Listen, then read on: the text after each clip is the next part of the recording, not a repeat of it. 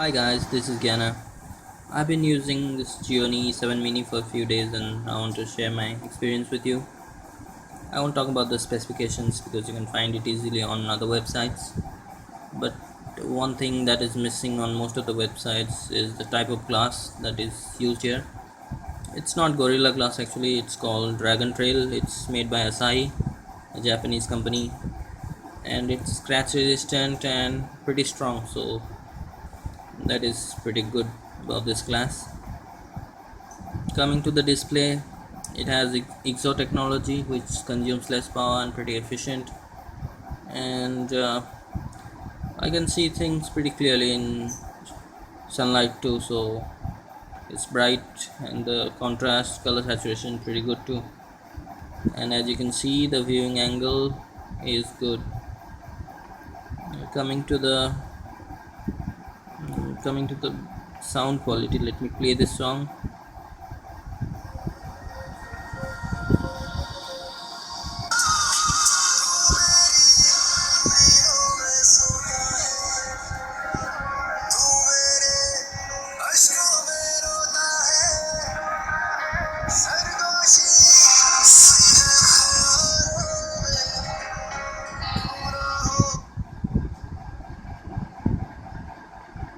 As you could hear, it's pretty loud and clear. I haven't used the Gionee earphones yet, but I've used my other earphone and it sounds really good.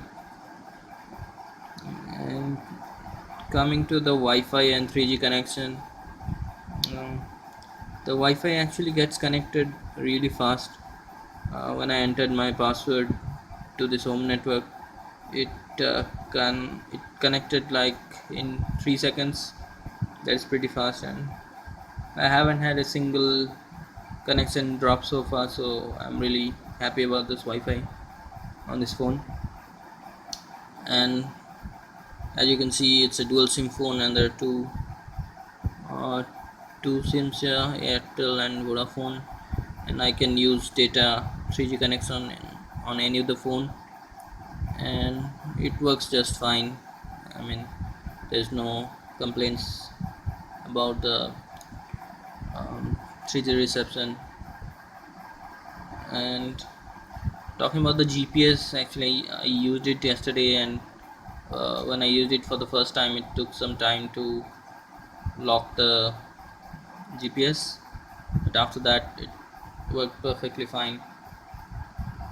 And coming to the performance and overall performance and gaming performance, it's pretty good, I would say. I mean, you can find the reviews on a lot of websites. I haven't felt any lag playing Asphalt 8 at the highest level, I mean highest graphics level, so it's pretty good actually. But I must say that I have a Nexus 4, and Nexus 4 feels smoother than this while switching apps and like browsing sometimes. But it's pretty good. You won't feel like as such. Coming to the battery, I would say it's okay, not that bad. I am not a heavy gamer or just like an average user. I browse and like send messages, listen to music, and play a little bit of games, and it lasts more than one day for me. If you play a lot of games, then I guess it, it would it wouldn't last a day. And there is this power saving option, this application. You can tap on this power saving and it will uh, switch off Wi-Fi and data connection and syncing option, so it will extend the battery a bit longer. And actually when you charge, you you'll see the uh, uh, time remaining to get the battery fully charged. So this app is there for battery management. And in some reviews I heard that this phone may not get KitKat update, So I sent a tweet to Gionee India and they sent me a response that it will be updated to KitKat soon. So there is one good news about this phone. And next I must mention the packaging about this phone. You may have seen the unboxing. I just want to mention that they provide two screen guards and one case with this phone. Here is the case. As you can see, it's not that of great quality, but it's I guess it's okay. And not many mobile phones get screen guards or mobile cases inside the package. So I mean, it's like 1,000 bucks of accessories with the phone, so that's pretty cool of Gionee. And I think the coolest thing about this phone is the rotating camera, which can be used as front camera and back camera, and it is 13 megapixel and it takes pretty decent pics, so it's really cool. And you can I mean look at the review of the camera on many videos, I guess. So it's really nice. One cool feature I want to show you is the fake call option. How to do that fake call? You lock the screen and then swipe it to the right.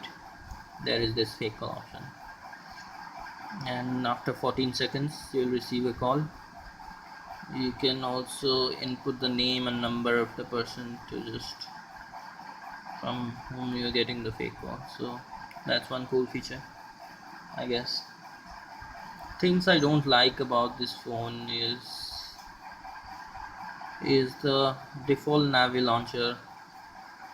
It's really kind of laggy. You'll definitely feel the lag. So I'm using Nova launcher and it feels a lot faster.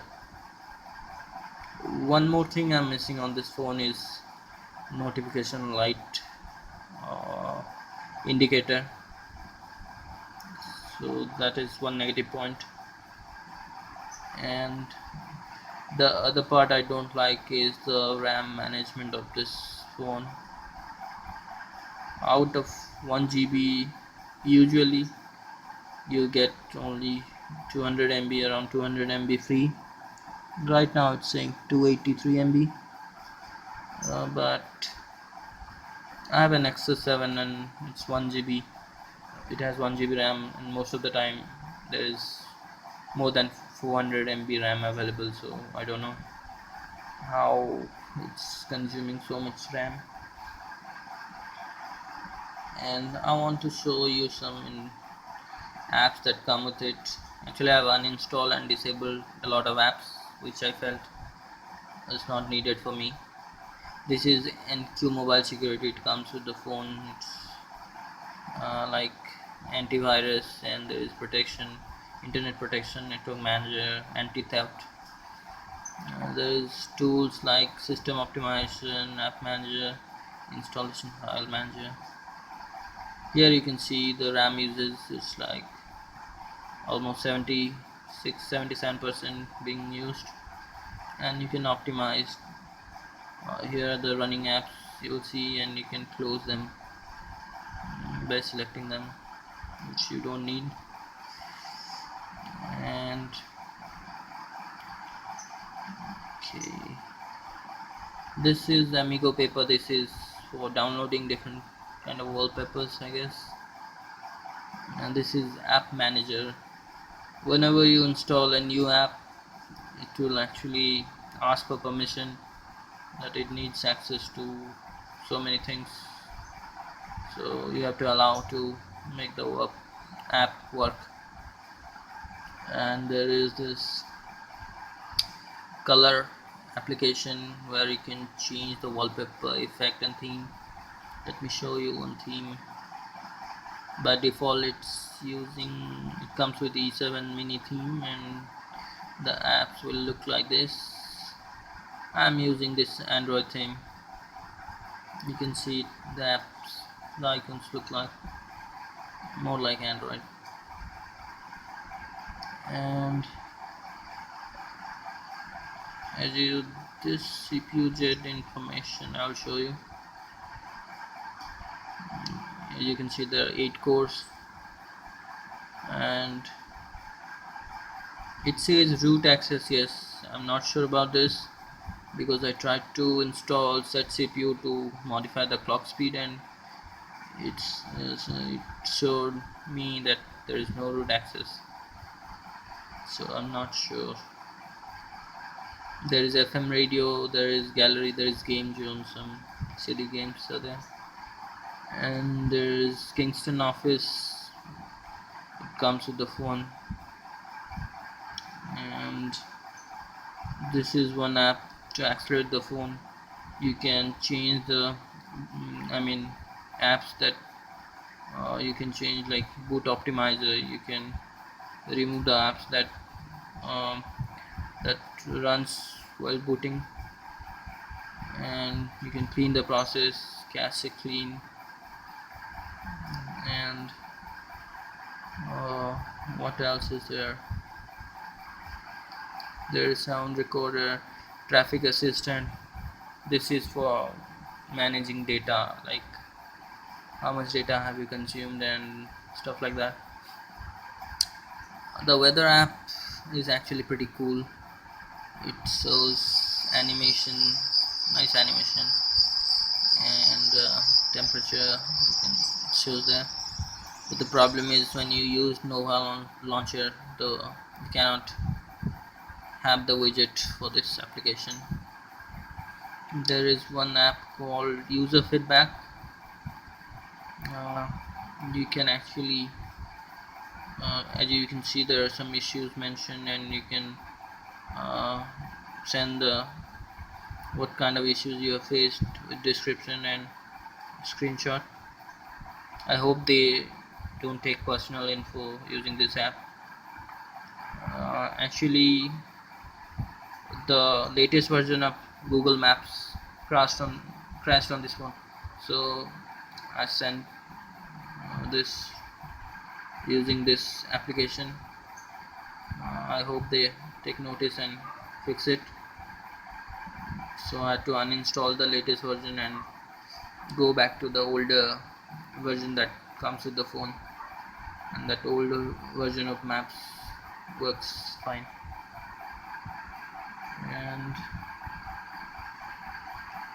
and I want to show you one cool feature. Is It's called smart gestures. You can actually double click to wake the phone up. Let me show you. As you can see, now it's awake, and there is pause alarm. You just flip to pause the alarm and pick up the phone to a ear to answer. And this is open the camera. You rotate the camera and the camera app will open. Quick operating. This is like a gesture to open applications. You can only use this gesture. See, I've changed it to calculator, so I'll show you. See, the calculator opens, and so it's pretty cool. And one more thing I want to show you is the memory, the storage here. Actually, the total memory is 16 GB, but they have divided it into two types: system capacity and phone storage capacity.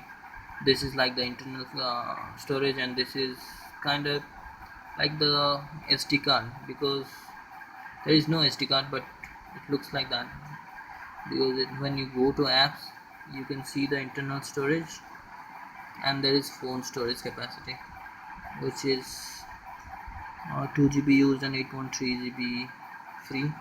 And if you click on any app, you get this option to move to phone storage, which you usually get when you have an SD card and you want to move to SD card. You want to move that app to SD card. So I'm not exactly sure why this, I mean, this has only 16 GB of internal memory, but why it shows like that. And when you connect to USB, uh, connect through USB to a computer, only this much 10.2 GB will be shown as a disk. and and what else? Yeah, that's it basically. I mean, to be honest, I'm pretty satisfied so far, except for that Google Maps crashing, the latest version of Google Maps crashing. But there haven't been any random reboots or any other apps crashing, so it works just fine. And the call quality is pretty good, and the Wi-Fi 3G is pretty good too. And when I wanted to buy a dual SIM phone, I looked at Moto G and Alcatel One Touch X Plus, which comes with 2 GB RAM and 2 GHz processor, octa-core processor. But I read some reviews that it has heating problems and random applications crashing.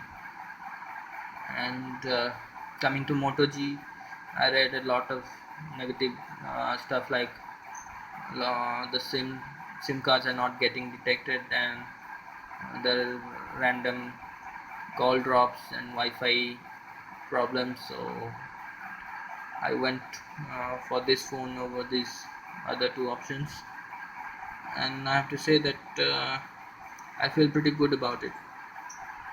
So it cost me 17.2K from Snapdeal, and I feel this has excellent value for money. So if you have any queries, just put it in the comment section, and thanks for watching.